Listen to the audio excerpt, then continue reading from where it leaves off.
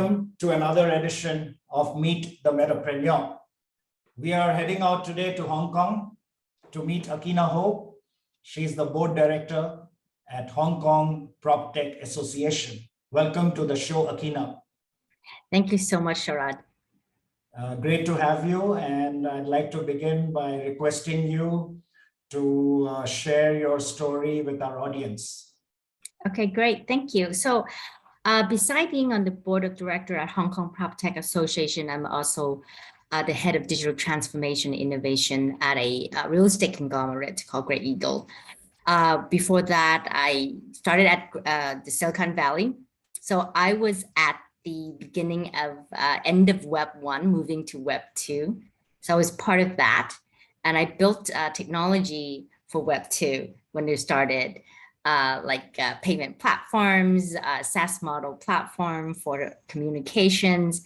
Then I moved to Hong Kong to start new, right? To do a whole new venture. And in Hong Kong, I was with two startups. One was a old technology startup that's been around for 30 years and kind of revived them to become more relevant to the Web 2 space, doing SaaS model technologies for the hospitality industry called FCS. Then I joined Think Lab, which was trying to tap into a tourism technology. And then I helped build them become a unicorn within 18 months of hire.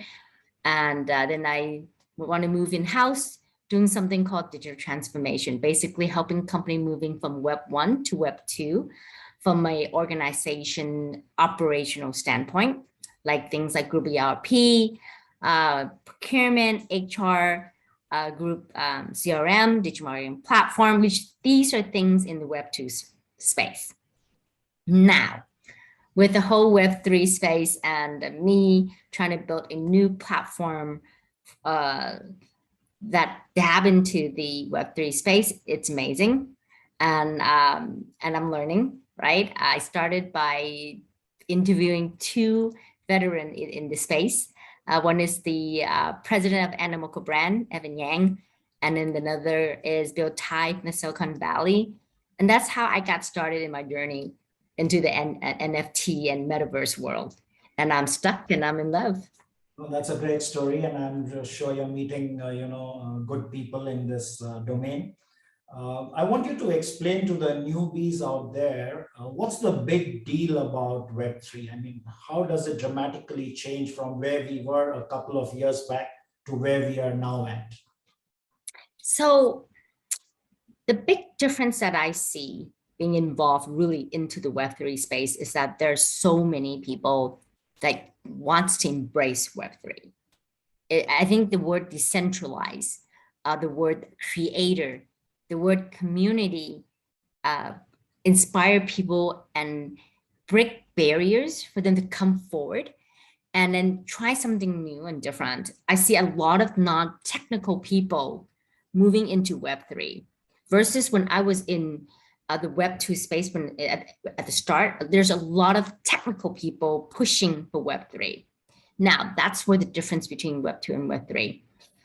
If you are a creator, you could be a KOL, you could be an artist, you can be a photographer, or just a business owner that is non-technical. You can take your business into a space that allows you to dab into new technology. Let's put it this way. So I see that as the difference. And then the community and the culture is very different. Everybody's helping out everybody. Everybody's very open and hearing new ideas. No one's going to tell you that's stupid, doesn't work technically. It doesn't exist, because I think as all of us are learning and moving into it, so we're all experimenting it together, and everybody's so excited about it and wanted to be part of it. And then I think that's the difference, the change of attitude. And I think it's critical for every business to have someone or a department to look into this, because it will evolve in time. But if you miss this whole evolution of learning what it is, you won't get it. You'll be late to the game, because it takes time to understand what Web3 is about. It's not just about technology. It's a movement, it's an experiment, it's an attitude, it's a culture, it's looking at business differently and doing it in a different way.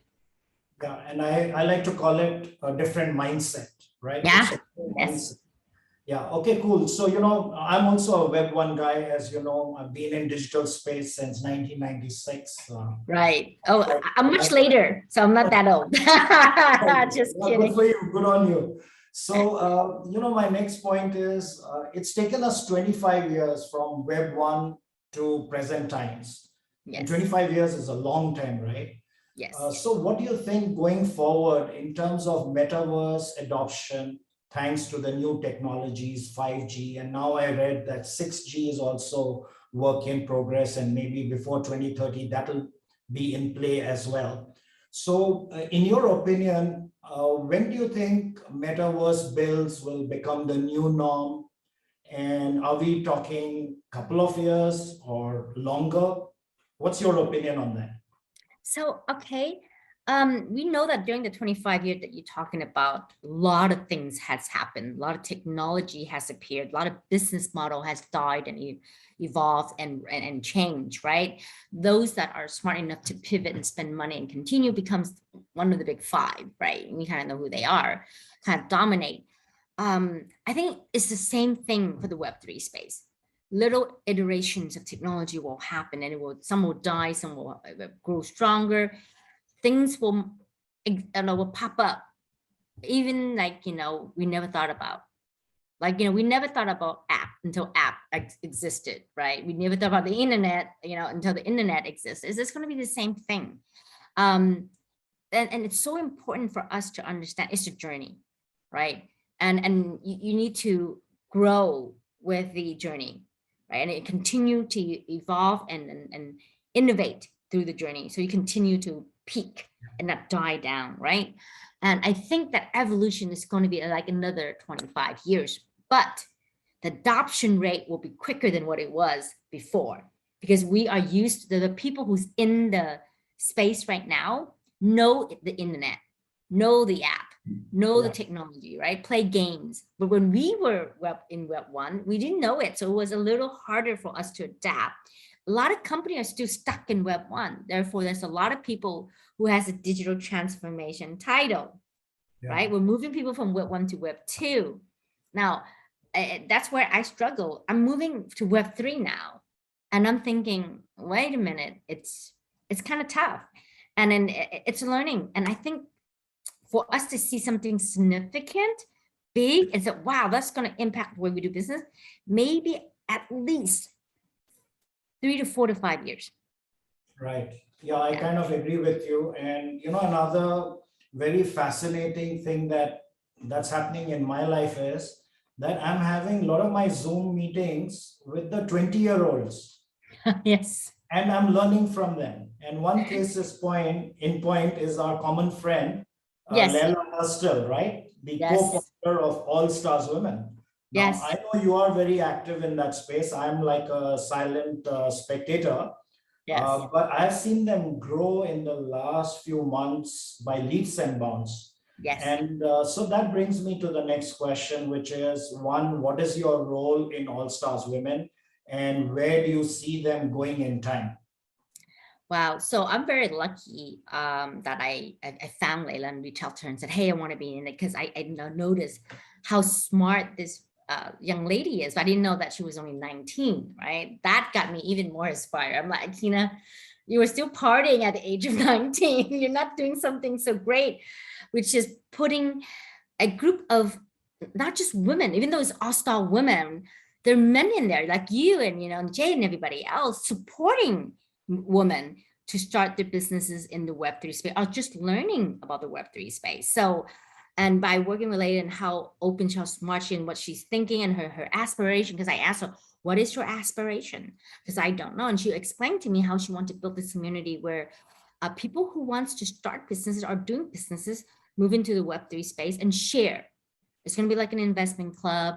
We're going to invest in the projects that each of us does are doing. I want to encourage people with talent who might not have the funding because it's hard to fundraise through the traditional bank or either VC world. It's really difficult. I'm doing it right now and it's really difficult. And if you're lucky, someone will throw money at you and then you have a chance to build out your vision. That necessarily doesn't happen all the time, right? And it just depends how lucky you are and how good you are. And but sometimes people don't need to be that good to build something great, right? It does happen. So in All Star Women, we have a lot of entrepreneurs, a lot of independent consultants, a lot of from corporates coming in helping us out. Because regardless, the Web3 space players, for them to believe it or not, we still need Web2 people. Most of the talent still exists in the Web2. You need to bring them along. You need to have them part of the ecosystem. So I volunteer after like a month watching the group, understanding what we are, what's missing. So I told Layla and I talked to her and said, I think we need someone to help a lot of these businesses, because most of these businesses are traditional business who wants to build in the Web3 space. And she said, yeah, I know. What can we do? I said, well, why don't I become the head of the global business consultancy group? And I'll build a team of amazing women who wants to volunteer their time to support everybody in the group. So we're building it. I think I have a team of 4 now from different capacity. We have overlapping skill sets in certain part, which I think is perfectly fine, right? Yeah. Which is great because, if everybody contact me for one thing, I'll die, right? So, and we're like hundreds of people right now. So that was one thing. And then the second thing I asked her I would love to do is to be the lead ambassador for Asia. So she, oh, that's great. And then I think that got the whole thing started where she needs lead ambassador for key countries, key areas. And then she officially reached out, can you really lead it and then drive it and bring in people and create real life event, and really make something. And I think that's so important because a lot of time when you build a club or community, it dies because there's no engagement and interaction. Right. So I just launched the Asia chapter about a couple of days ago. And I think I already have like 30 something people on it and more to come. And then people are asking, what's next? They're so excited. And everybody's volunteering. So what can I do to push this forward? And I said, the next thing is to get together in real life and sit and get to know each other and understand what our skills are, what is our aspiration, what can we do together for our star women, and slowly bringing them into the main group. And I think that's going to be so critical when we want to be the investment fund of any new type of companies that want to be in the Web3 space. Either you're technical or non-technical, number one, because of the expertise and the different skill sets and different type of people we bring in across the world. It'd be so easy for them to expand globally because we built this network. That's how I see it. It's going to be such a powerful network. And I don't see that in any other DAO yet. Yeah, no, that's amazing. And also on another note, I think your WhatsApp group is on steroids because 1 hour I'm not on my phone and I see 50 missed messages. So exactly. I know for sure you girls are very active and there's a lot of good conversation, good content being created on the fly. So hats off to this bunch. I look up to all you girls in terms of how you are building it ground up, and I'm always there to support you from. You are one of the biggest supporter. It was through you and your platform that I met Layla. Okay. Nice yeah, I did.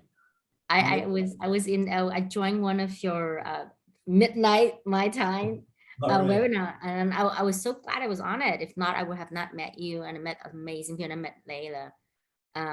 That started my Web3 journey. I think the message to a lot of people: don't be frightened, reach out, because the people in Web3 space are so nice.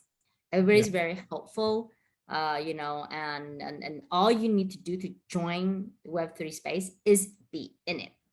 Absolutely, and that's the advice I give to youngsters as well, who are getting into this space of, Web3, NFTs, metaverse. Yes. And before I let you go, Akina, a question I ask all my speakers on this show, our target audience is also the newbies who are for the first time getting their feet wet. They don't know where to start. So what's your advice to entrepreneurs who want to be metapreneurs? Okay. Number one, paying me or anybody at All-Star Women and join a DAO. We welcome women and men, or and young kids. I don't care how old you are. I think Layla's sister actually started an All-Star Women DAO for students. Like, if you're in school, hey, you can start early, right? I mean, that's the most important thing, is reach out and ask and be part of it and volunteer time to help build the community. That's how you learn. Yes. Yeah. And I think they have a nice tag team going, Lela and her sister, Noura, I think.